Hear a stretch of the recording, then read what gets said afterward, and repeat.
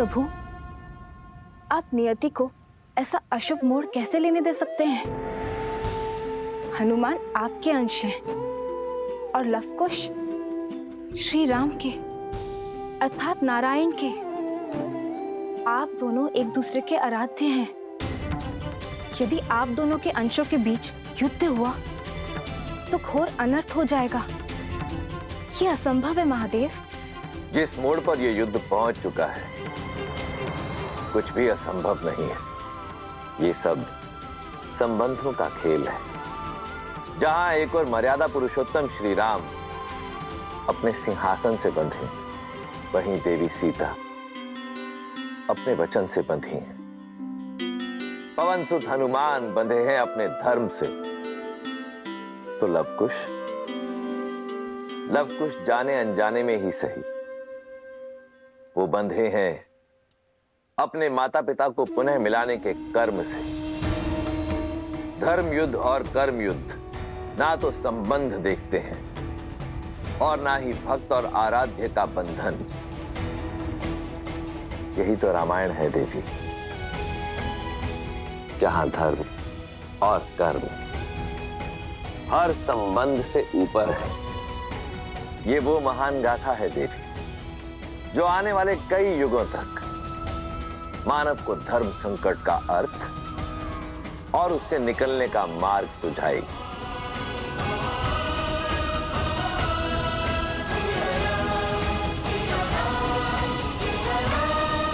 आप दोनों की मंशा युद्ध है। हमारी मंशा केवल आग्रह की है। आप हमारे उद्देश्य के बीच में मत आइए हनुमान जी। विश्वास रखिए, हम आपका अश्व खोजेंगे भी और लौटा भी देंगे, किंतु यज्ञ पूर्ण करने के लिए श्री राम को अपना निर्णय बदलना होगा। माता सीता को अपनाना होगा।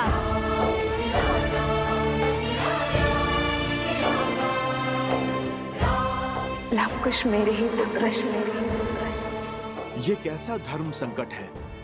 प्रभु श्री राम और माता सीता की संतानों पर कैसे प्रहार करूं, जो सिया राम को एक करना चाहते हैं? कुछ कहा? अपना निर्णय बताइए हमें हनुमान जी। निर्णय आपको क्या बताऊं? सूर्य और चंद्र दोनों प्रकाश ही चाहते हैं, पर सूर्य न चंद्र का मार्ग काटता है और न चंद्र सूर्य का। अर्थात आप धर्म संकट को धर्म युद्ध ना बनाइए। आप बस अपना कर्तव्य निभाइए, मैं अपना निभाता हूं।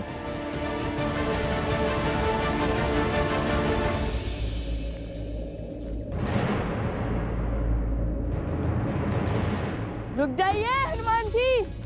हमें वार करने पर विवश मत कीजिए। हनुमान जी, हनुमान जी, हनुमान जी, इनके पग तो रुक ही नहीं रहे हैं। अब क्या करें? कैसे रोके इन्हें? राम भक्त उद्देश्य पूर्ति के लिए निकले हैं, हमारे रोके नहीं रुकेंगे। लगता है हमें इन पर हमारे बाणों का प्रयोग करना ही होगा। किंतु सहायता करने वाले पर प्रहार कैसे करेंगे भैया? अब कैसे लड़ेंगे इनसे?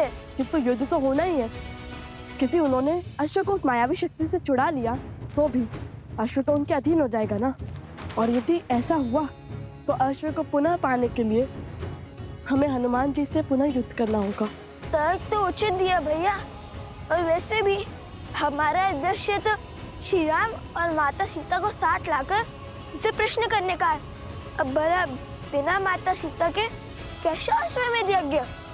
और श्री राम ने सिखाया है, उद्देश्य की पूर्ति धर्म के मार्ग से मत डरो। और उद्देश्य पूर्ति के लिए एक राम भक्त को दूसरे राम भक्त पर प्रहार भी करना पड़े, वो भी सही है।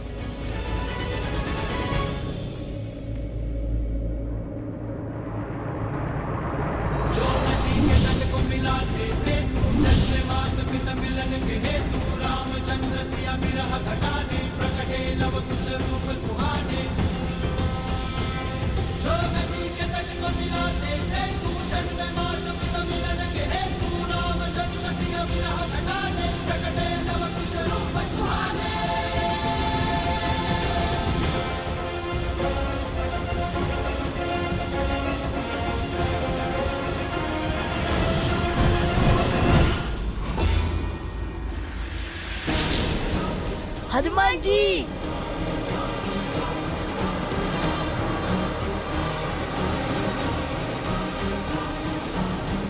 इन्होंने तो हनुमान जी को नागपाश में बांध लिया।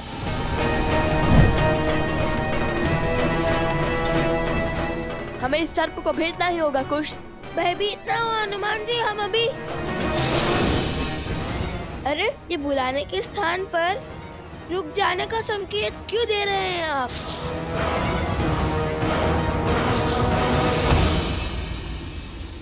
विद्यावान गुणी अति चातुर राम काज करिबे को आतुर प्रभु चरित्र सुनबे को रसिया राम लखन सीता मन। एक हाथ में सर्प का मुख और दूसरे में उसकी पूंछ। समझ नहीं आ रहा ये सर्प के बंधन में है कि इनके बंधन में सर्प। जय श्री राम। लाल देह लाली लसे हरधरि लाल लगू वज्र देह दानव तलन जय जय जय कपीसु। जिन्होंने हमारी इतनी सहायता की, ऐसे महाबली से कैसे युद्ध कर सकते हैं अब?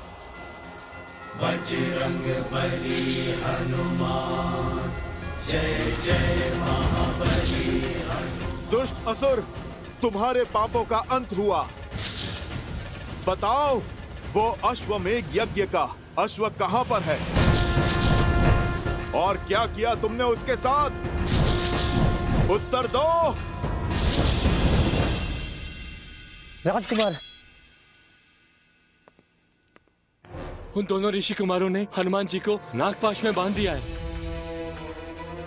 पता नहीं हनुमान जी जैसे महाबली अजय योद्धा कैसे उनके पाश में फंस गए। अवश्य ही वो दोनों ऋषि कुमार असाधारण हैं। देख लिया भैया, वार्तालाप का परिणाम। हनुमान के बल पर संदेह करना मूर्खता है। अवश्य बात कुछ और है। तुम शांत हो जाओ लक्ष्मण, शांत हो जाओ। कैसे शांत हो जाऊं भैया? वो हनुमान जिसे स्वर्ग और नर्क की शक्तियां मिलकर भी नहीं हरा सकती, दो साधारण बालकों ने उन्हें नागपाश में बांध दिया। ये बात आपको साधारण लगती है, छोटी लगती है? अब तो अपने नेत्रों से दया का ये आवरण हटाइए भैया। मैं कब से कह रहा हूं कि वो दोनों साधारण बालक नहीं, कोई मायावी शक्ति है जो अब हमारे लिए संकट का कारण बनती जा रही है। मुझे भय है भैया कि कहीं हम अयोध्या के लिए किसी ऐसे संकट को तो आमंत्रित नहीं कर रहे जिसका कोई समाधान ही संभव ना हो।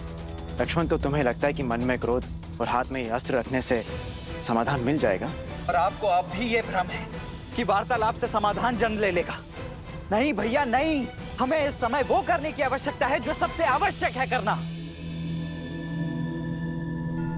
गुप्तचर, हमें हनुमान के पास ले चलो।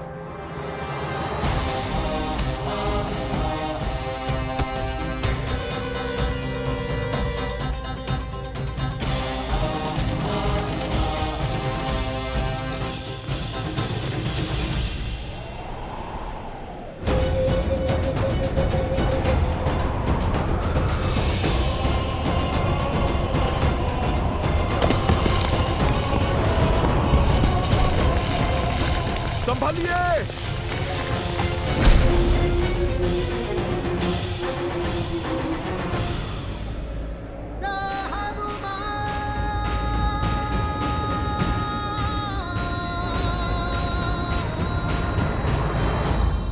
आप दोनों ठीक तो है ना? हाँ। नहीं, आपके उपकारों के भार तले दबे हैं हम। क्या आवश्यकता थी फिर से हमारी सहायता करने की? इतना उपकार कर हमारे वास से बचना चाहते हैं आप?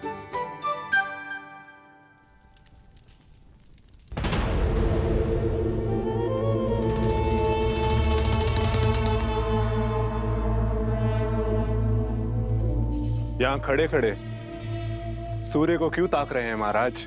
प्रतीक्षा कर रहा हूं बानासुर, एक पहर, इस एक पहर के बीतने की। और फिर क्या होगा? संसार का सबसे बड़ा यज्ञ ध्वंस होगा। राम नाम की जिस धागे से पूरा समाज बंधा है, उस धागे का रेशा स्वाहा होगा। स्वाहा होगा राम राज्य। स्वा होंगे लव कुश के स्वप्न, और स्वा होगा अश्वमेध यज्ञ का अश्व। आने वाले पहर में सूर्य के साथ साथ राम राज्य का स्वप्न भी अस्त हो जाएगा।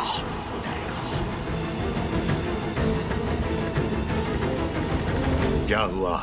केवल इतना सा कार्य तो मैं भी कर सकता था महाराज। फिर मेरे स्थान पर आपने उस सर्प को क्यों भेजा? अश्व तो मैंने भी खोज लिया था। तुम तो अश्व तक पहुंच भी नहीं पाए थे, मार्ग में ही धराशायी हो गए थे। और वो सर्प मेरा परम सेवक है, मेरे लिए हंसते हंसते अपने प्राण तक निछावर कर सकता है। अब समय व्यर्थ करने का क्या तुक? हम उस अश्व को मार क्यों नहीं देते? राम ने क्या रावण को इतनी सरलता से मारा था? दिन प्रतिदिन तड़पाया था उस राम ने मेरे भ्राता को, उसके पुत्रों को, समस्त राक्षस कुल को, और मेरे पुत्रों को भी। मैं भी उसकी वही अवस्था करूंगा।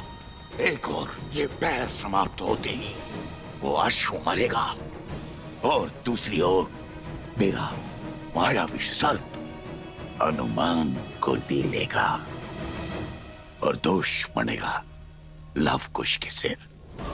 और जब अपराध इतना घोर होगा, तब राम को भी विवश होकर अपने ही हाथों से अपने पुत्रों को मृत्यु के घाट उतारना होगा। प्रहार ऐसा हो कि मारने वाला भी रोए, और प्रहार सहने वाला भी सहने वाला।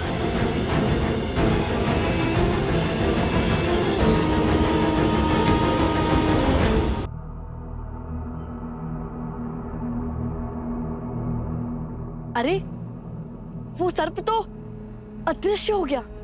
अत्यंत मायावी लगता है। माया और मायावी का अंत अवश्य होगा।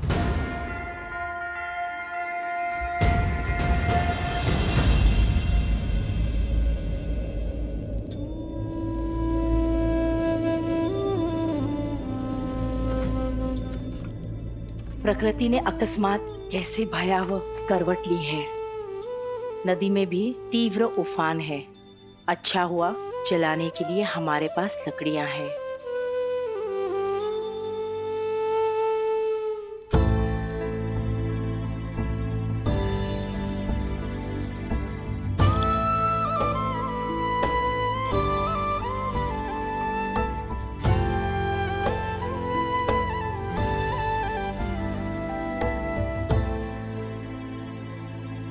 लवकुश,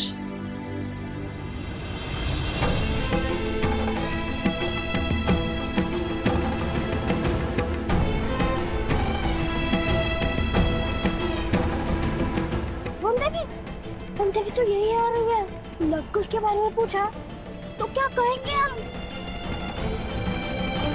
कुछ क्यों पूछेंगे? भैया, आपको अपने पुत्रों की सूचना लाने के लिए तो भेजा था ना उन्होंने। अरे हाँ, माता का मन है, सत्य पता चलते ही विचलित हो जाएगा। हमें तो अब प्रणाम वनदेवी। सोमकरण, लवकुश कहाँ है? तुम्हारे साथ नहीं आए वो वनदेवी, वो दोनों हमारे साथ नहीं है। तुम्हारे साथ नहीं है?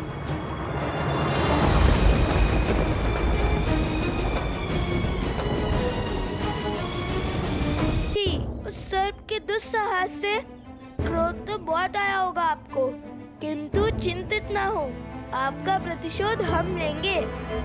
आप निर्भीक होकर अयोध्या जाइए, और हाँ, उस अश्व को हम खोज लेंगे। क्यों भैया? हाँ हाँ, क्यों नहीं खोजेंगे? हनुमान जी तो हमारी बात सुन ही नहीं रहे हैं।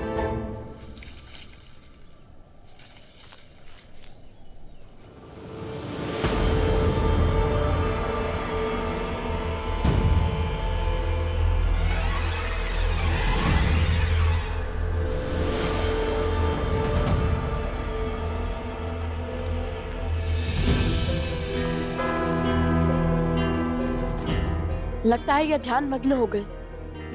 ऐसे ही प्रभु के सबसे बड़े भक्त थोड़ी ना बन गए हैं। चलिए अश्व को ढूंढते हैं।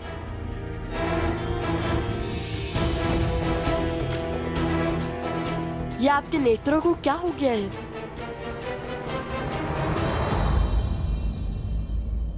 हनुमान जी, आप हमें देख सकते हैं? जो सामने है उसे भी देख सकता हूँ और जो छुप कर बैठा है उसे भी।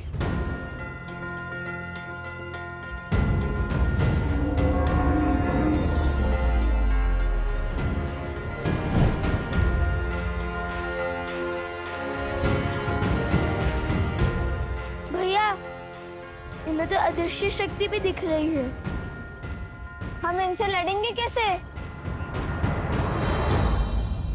सोमकरण, उत्तर दो, कहाँ है लवकुश? उत्तर दो सोम। मुझे जाना होगा, अनर्थ हो जाएगा। रोक नहीं सकता।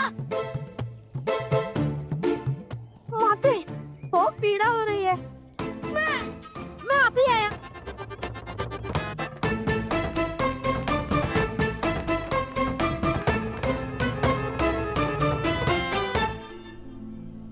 वत्सरा, बोलो। वो वनदेवी, वो अब मैं बताती हूँ। वो लवकुश दोनों आश्रम से गांव की ओर गए थे और वो हमारे साथ ही थे, परंतु अब कहाँ है हमें नहीं पता। वनदेवी, आप निश्चिंत रहिए, आपके पुत्र लवकुश दोनों सुरक्षित हैं। तुम लोग चलो, मैं आती हूँ। जी चलो। कुछ तो अनिष्ट घट रहा है जिसे मुझसे छुपाया जा रहा है। ऐसा प्रतीत होता है जैसे कोई बड़ा अधर्म होने को है।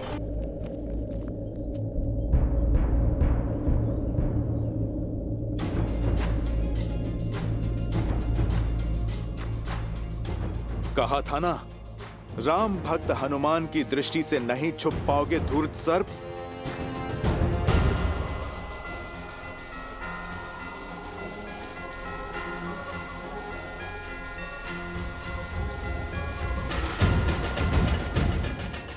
इसके मुख पर हंसी का क्या कारण हो सकता है? कहीं मैं इसे दिखाई तो नहीं दे रहा?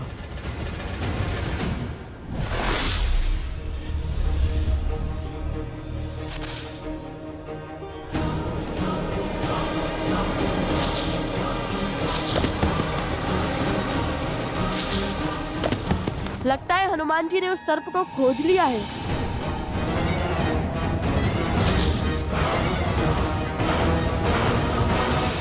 जय श्री राम। कुश, ये तो उड़ने वाले हैं। हमने एक क्षण भी अपनी आंखों से ओझल नहीं होने दे सकते।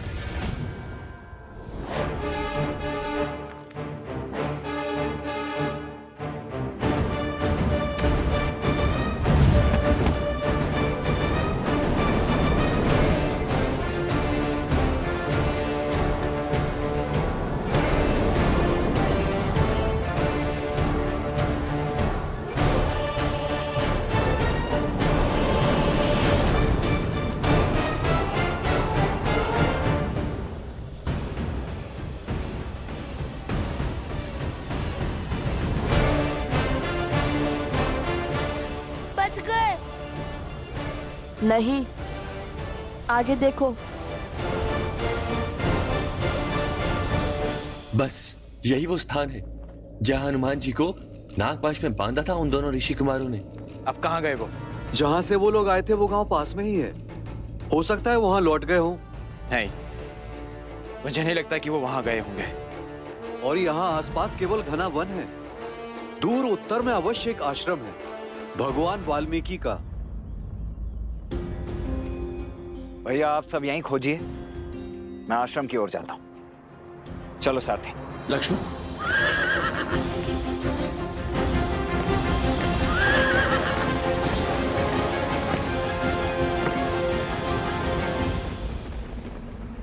हे हे महादेव, हे गौरी माता, अब आप ही मेरी सहायता कीजिए।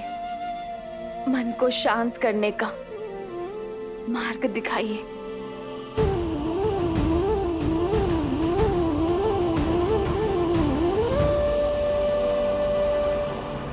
सीता, उत्तर तुम्हें यहाँ ज्ञात होगा।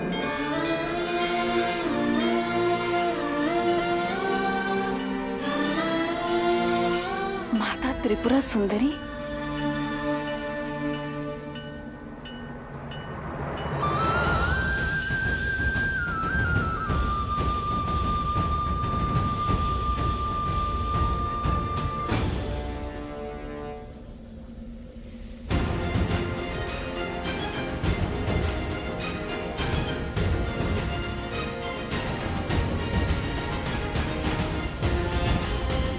सर्प है या मछली, जल से बाहर ही नहीं आ रहा।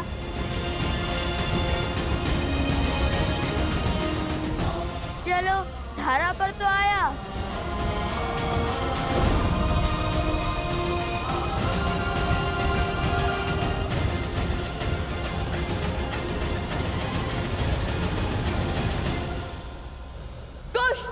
मां निषाद प्रतिष्ठां त्वयं गमः। मैं आ रही हूँ माता, आपके दर्शन करने के लिए। कालात् अधिकं शक्तिशालिनी।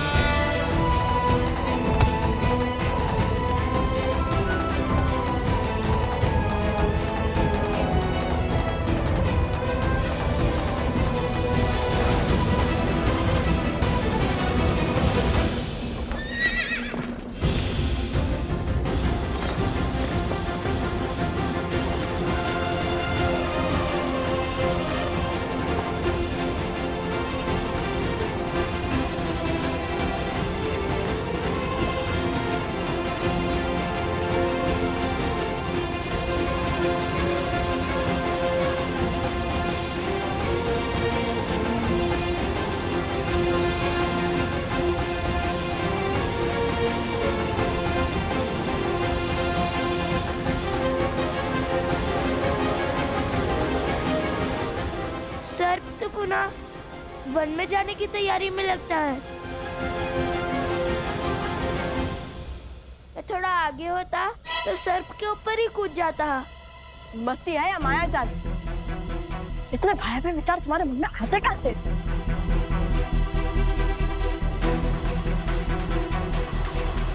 भैया! कुश! माता रक्षा! रक्षा करो माता! रक्षा करो माता! माता रक्षा करो! लवकुश, यहाँ अब इसे पकड़ूं या फिर इन्हें बचाऊं? माता रक्षा करो!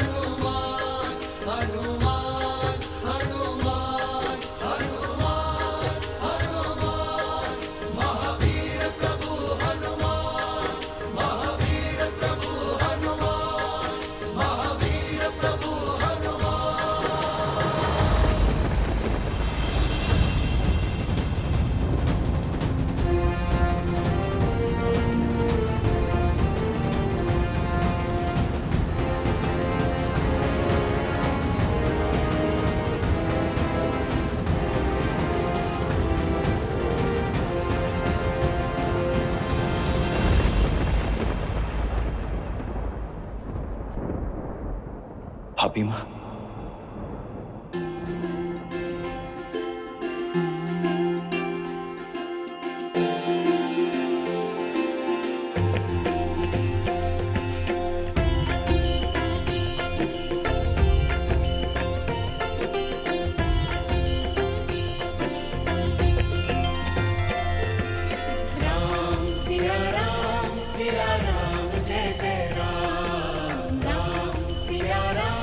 सिया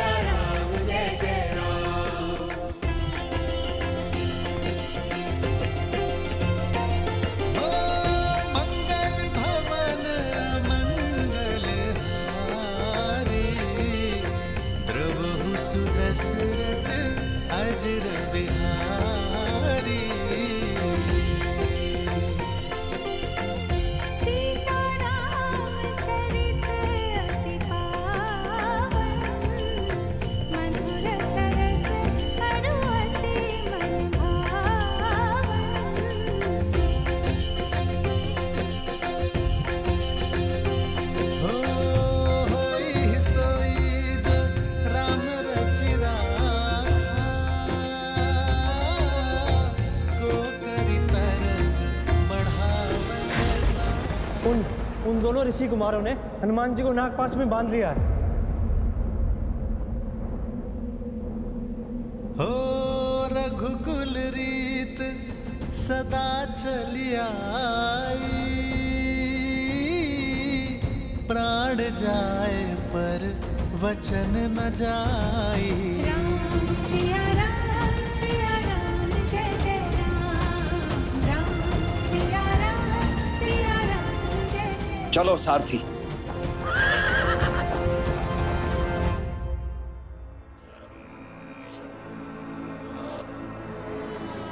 बस आधा पैर और शेष है। आधे पैर में वो अश्व और इस गुरुकुल का स्वप्न दोनों ध्वस्त हो जाएगा। आओ, इस शक्तिशाली राज्य की शक्ति छीनने वाला, स्थिर राज्य को अस्थिर करने वाला अकाट्य अभेद्य विष देता हूं। हर मन में उस विष को भरता हूं ताकि अश्व के मरने के बाद लोगों के मन में क्रोध बढ़े, वहां राम अपने पुत्र से युद्ध करे और यहां अयोध्यावासी उसके विरुद्ध हो जाए। अयोध्या की भूमि पर इतना अद्भुत गुरुकुल निर्माण करने वाले ब्राह्मण देवताओं को मेरा प्रणाम। आयुष्मान भव। लीजिए, हमारी तरफ से थोड़ा दान स्वीकार कीजिए।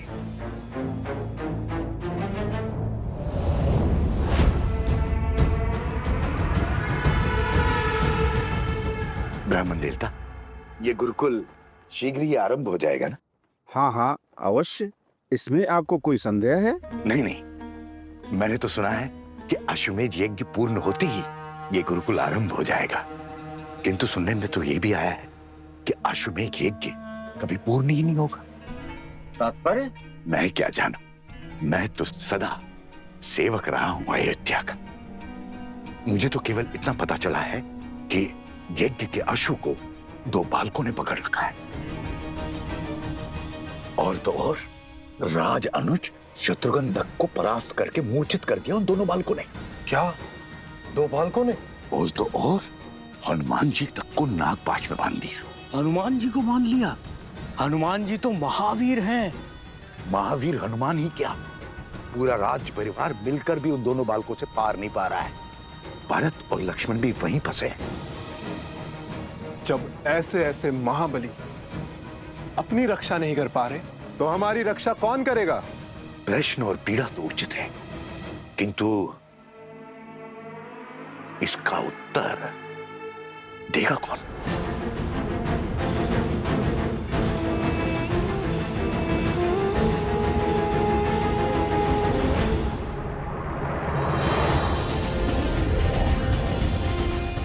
अरे हनुमान जी भूल गए, हम भी हैं यहाँ। आप सर्प का पीछा कीजिए, शक्ति प्रदर्शन नहीं। अभी तक हमने युद्ध का शंखनाद नहीं किया है, आप सर्प पर ध्यान दीजिए।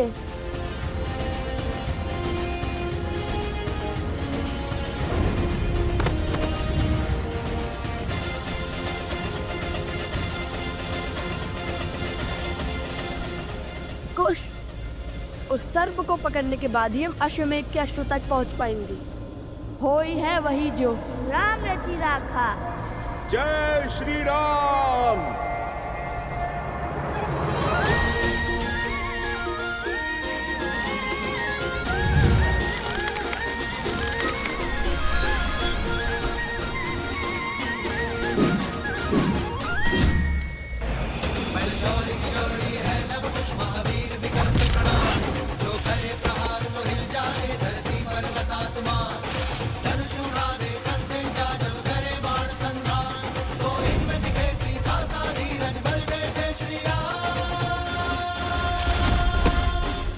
अद्भुत अद्भुत बालकों, अंततः आप दोनों ने सिद्ध कर ही दिया कि आप मेरे प्रभु।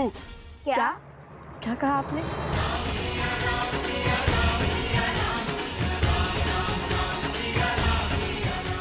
कि हम आपके प्रभु के सम्मुख जाने में, उनसे सामना करने में सक्षम है ना? हाँ हाँ, मैं तो यही कह रहा था। बच गया। जय श्री राम। चलो अब शीघ्र ही श्री राम को हमारे प्रश्नों के उत्तर देने ही होंगे, और यदि उन्होंने ऐसा नहीं किया तो सभी गुरुकुलों का कार्य समाप्त होने को महाराज। अब केवल शिक्षकों की नियुक्ति शेष है। हमें महाराज से मिलना है। नहीं नहीं, हमसे भेंट करनी ही होगी उन्हें।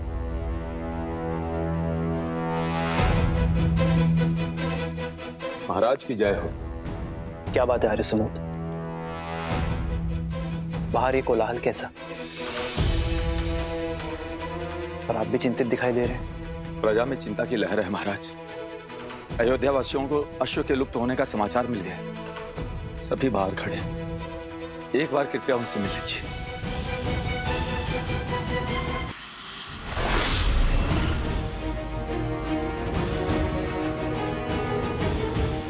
खुश, यदि हनुमान जी ने उस सर्प को पकड़ लिया तो वो अश्वमेध का अश्व ले जाएंगे। वो तो ऐसे भी ले जा सकते हैं, इनसे लड़ेंगे कैसे?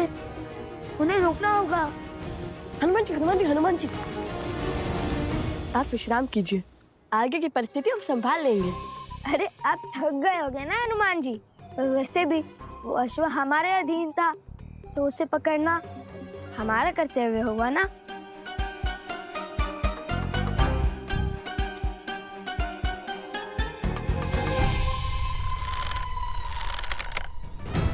अब तुम्हारे पास केवल दो ही मार्ग शेष है, या तो तुम्हें मृत्यु मिलेगी या तो जीवन दान। ईश्वर का पता बता दिया तो जीवन दान, मौन साधा तो मृत्यु। आरंभ तो अद्भुत है, लगता है सच में संभाल लोगे। मायावी को मृत्यु का भय दिखा रहे हो। अपने स्वामी की सेवा ही मेरा उद्देश्य है, और उसके लिए मुझे मृत्यु भी मिलती है तो वो भी सही। लो, ये तो मृत्यु के लिए भी सज है। मैं कुछ करूं या आप दोनों ने मार्ग सोच लिया है? मृत्यु के लिए सज्ज हो जाओ। अरे अरे, यदि आप दोनों इसको मार दोगे तो फिर अश्व का पता कौन बताएगा? भैया, हनुमान जी कहे तो उचित ही रहे। न जाने हमें अश्व मिलेगा भी या नहीं। मुझे तो वो सर्प दानव अत्यंत बुद्धिमान लगता है। मुझे नहीं लगता उसने अश्व को ऐसे स्थान पर छिपाया होगा जहां हमें वो सरलता से मिल जाए। मुझे तो ये लगता है कि ये सब बुद्धिमान नहीं, अति बुद्धिमान है, क्योंकि अभी तक तो हमें ये भी नहीं पता कि इसने उस अश्व को छुपाया कहाँ है। वो और कितनी देर तक सुरक्षित होगा? देखो, केवल आधा पहर बचा है। सूर्यास्त के बाद वो अश्व अग्निकुंड में गिरकर स्वाहा हो जाएगा। उस गुफा के भीतर ना रहेगा अश्व और ना होगा अश्वमेध यज्ञ।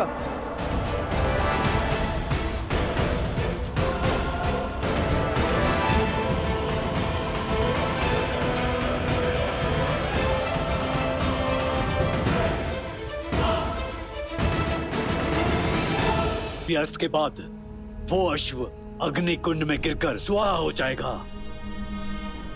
उस गुफा के भीतर फिर ना रहेगा अश्व और ना होगा अश्वमेध यज्ञ। मुझे पकड़कर भी कुछ नहीं कर पाओगे। ये प्रयास निरर्थक रहेगा। मारना है तो मार दो, कोई भय नहीं है मुझे।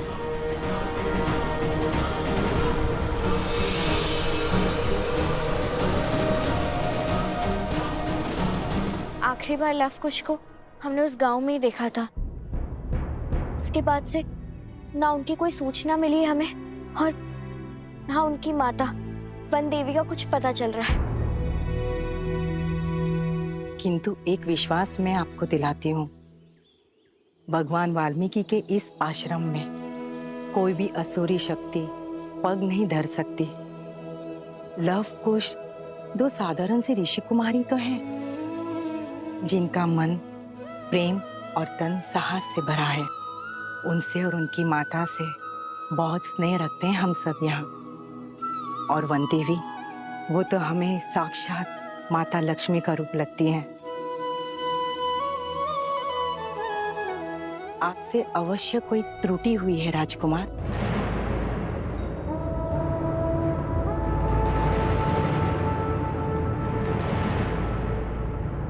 भगवान वाल्मीकि की अनुपस्थिति में मैं यहाँ अयोध्या की परंपरा को धूमिल करने अथवा किसी को भयभीत करने नहीं आया हूँ। हमारा तो धर्म ही है ऋषि मुनियों की सहायता करना, उनकी रक्षा करना।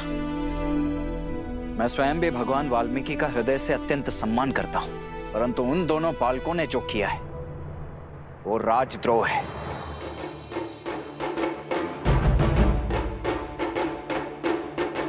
और भगवान वाल्मीकि के कारण ही मैं आज यहां केवल उन दोनों बालकों को समझाने आया हूं।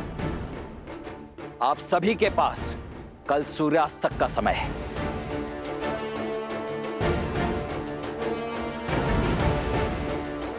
या तो लव कुश को समझाइए, उनकी माता को समझाइए, या इस समस्या का कोई और समाधान खोजिए।